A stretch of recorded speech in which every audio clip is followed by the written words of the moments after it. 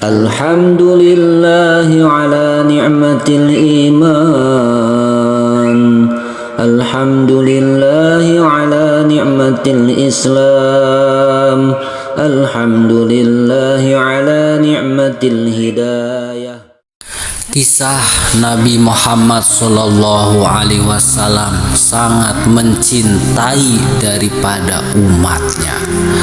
Menjelang daripada wafatnya Nabi Muhammad Sallallahu Alaihi Wasallam, ketika itu ada yang mengetuk daripada rumah baginda Nabi Muhammad Sallallahu Alaihi Wasallam dan mengucapkan salam, "Assalamualaikum, bolehkah saya masuk?" Maka ketika itu Fatimah Az-Zahra membuka pintunya dan mengatakan, "Wahai Tuan, maaf, hari ini saya tidak bisa menerima tamu karena ayahku sedang sakit." Sambil menutup daripada pintu rumahnya, kemudian ia kembali menemani ayahnya yang ternyata sudah membukakan mata dan bertanya kepada Fatimah, "Wahai anakku, siapakah itu wahai anakku yang datang mengetuk daripada rumahku?" Maka Fatimah mengatakan, "Wahai ayahku, aku tidak mengenalnya.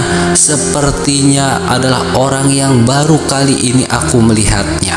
Lalu Rasulullah Shallallahu Alaihi Wasallam menatap putrinya, kemudian mengatakan, "Wahai putriku, ketahuilah dialah yang menghapuskan kenikmatan sementara, dialah yang memisahkan pertemuan di dunia, dialah malaikat maut," kata Rasulullah Sallallahu Alaihi Wasallam.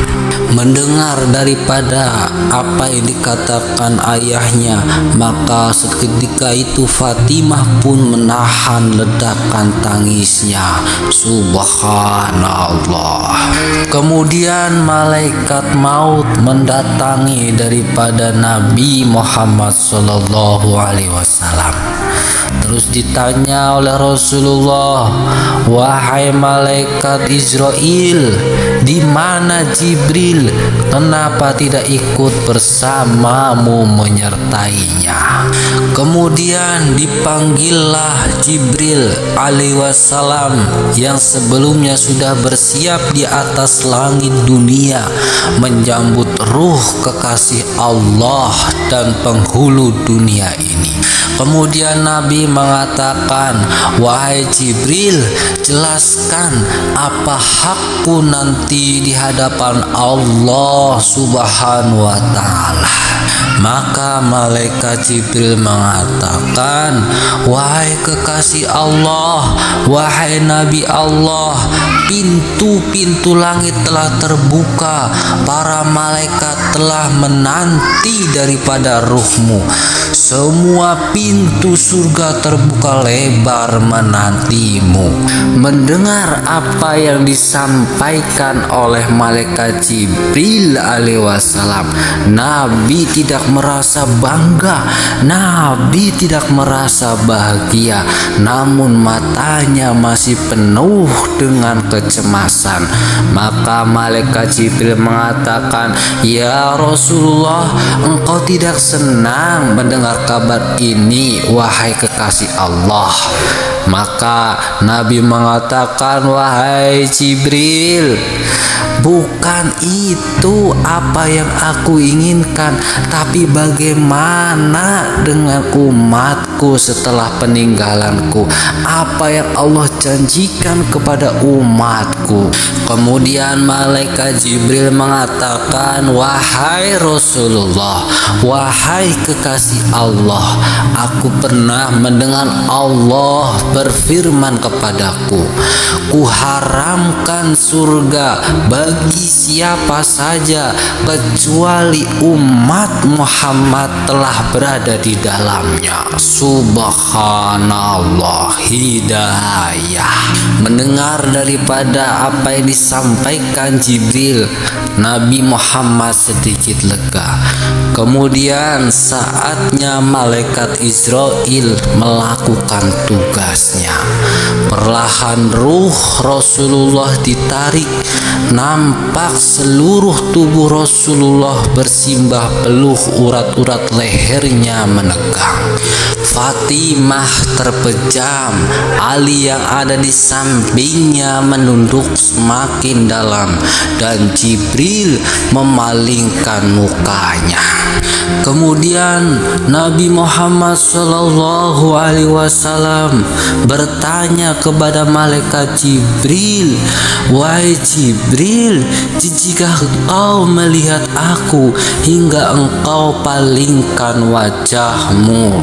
Malaikat Jibril menjawab, "Ya Rasulullah, wahai kekasih Allah, siapakah yang sanggup melihat kekasih Allah direnggut ajalnya?"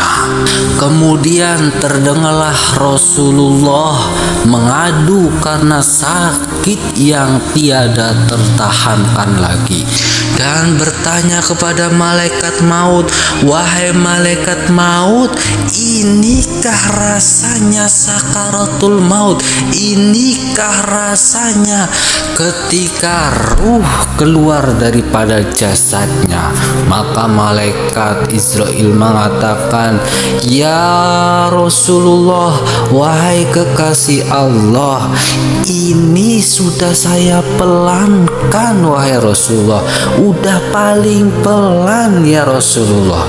Maka Nabi mengatakan, "Ini yang paling pelan, bagaimana dengan umatku wahai malaikat?" Kemudian malaikat mengatakan, "Ya Rasulullah, engkau ini adalah kekasih Allah, sedangkan umatmu ini adalah manusia biasa, pasti lebih sakit daripada aku menyambut ruhmu ya Rasulullah."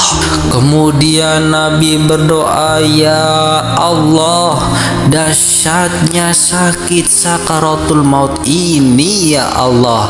Ya Allah, timpakanlah sakit sakaratul maut umatku kepadaku saja ya Allah." Subhanallah, hidayah. Begitu Nabi saking cintanya terhadap umatnya, ketika menjelang wafatnya masih mengingatkan bagaimana umatnya, "Ummati, ummati, ummati, as-sholat, as-sholat, as-sholat, anisa, anisa, anisa." Nabi masih merisaukan umatnya. Nabi merisaukan bagaimana sholatnya. Nabi merisaukan bagaimana para perempuannya. Bukan hanya ketika di dunia Nabi mencintai umatnya, tetapi ketika di akhirat Nabi pun masih mencari umatnya, masih mencintai umatnya.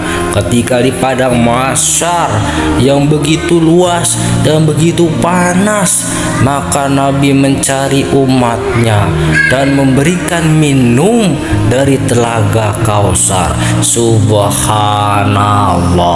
Setelah selesai persidangan akhirat, maka manusia ini terbagi menjadi dua, ada yang di dalam surga dan juga ada yang di dalam neraka. Ketika itu ternyata umat Nabi ini ada yang ada di dalam neraka. Maka Nabi Muhammad SAW bersujud kepada Allah Subhanahu wa Ta'ala dengan sujud yang sangat lama.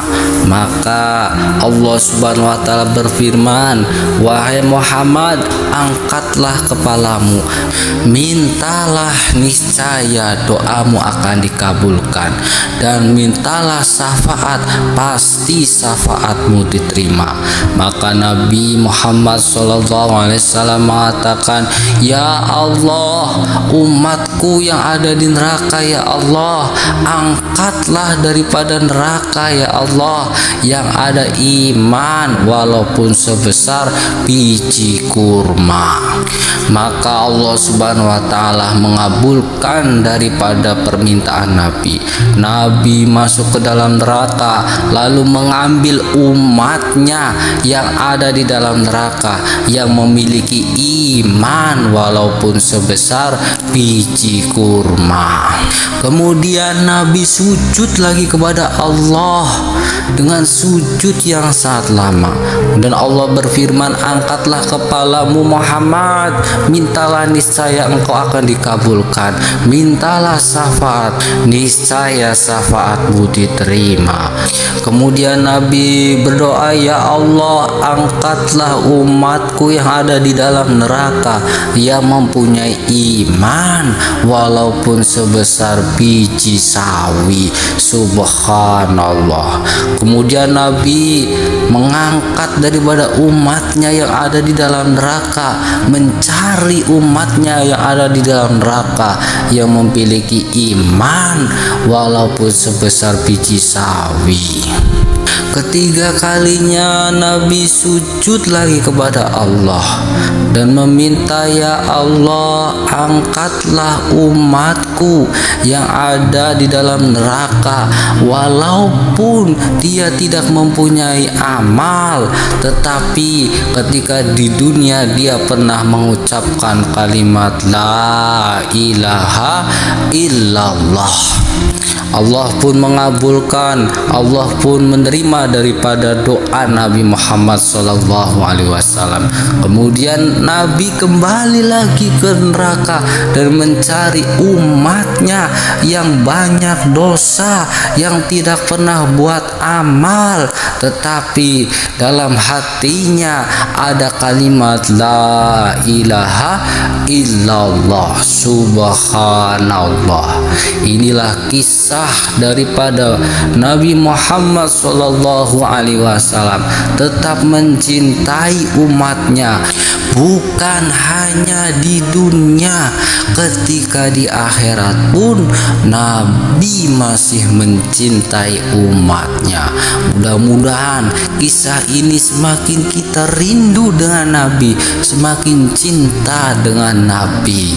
Arab disapret yang ono, orang yang ono. La ilaha illallah.